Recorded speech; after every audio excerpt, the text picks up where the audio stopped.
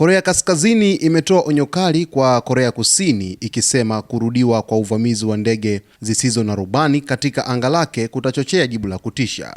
Onyo hilo lilitangazwa kupitia shirika rasmi la habari la serikali, Korean Central News Agency (KCNA), ambapo Kim Yong-jong, dada wa kiongozi wa Korea Kaskazini Kim Jong-un, alieleza kuwa ukiukwaji wowote wa mamlaka ya taifa lao hautavumiliwa. Onyo hilo lilitangazwa kupitia shirika rasmi la habari la serikali Korean Central News Agency (KCNA), ambapo Kim Yong-jong, dada wa kiongozi wa Korea Kaskazini Kim Jong-un, alieleza kuwa ukiukwaji wowote wa mamlaka ya taifa lao hautavumiliwa.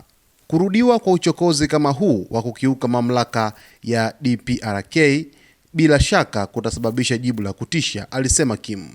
Pyongyang inadai kuwa ilidungua droni tarehe 4 Januari 2026 karibu na eneo la viwanda la mpakani la Kaesong.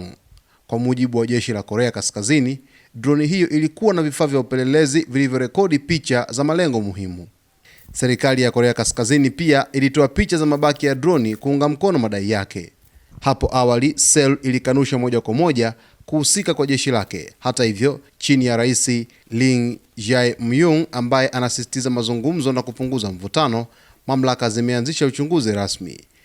Kikosi kazi cha pamoja cha jeshi na polisi kinawachunguza wanajeshi watatu pamoja na mfanyakazi mmoja wa National Intelligence Service (NIS).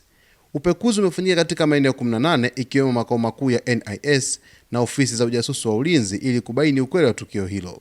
Ripoti zinaashiria uwezekano wa kuhusika kwa mabaki ya maafisa kutoka utawala wa zamani wa Yoon Suk Yeol aliyewahi kukumbwa na tuhuma za kutumia droni kusambaza vipeperushi vya propaganda ndani ya Korea Kaskazini mwaka 2024.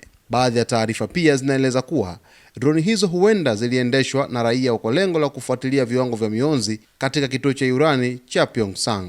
Waziri wa muungano wa Korea Kusini Chung Dong-yung alieleza masikitiko makubwa kuhusu matukio hayo, akisema ni kinyume na juhudi za kuimarisha amani na kuishi kwa ushirikiano. Kim Yong-jong alipongeza kauli hiyo kama hatua ya busara, lakini akasisitiza kuwa Korea Kaskazini haitasita kujibu endapo uvamizi huo utajirudia.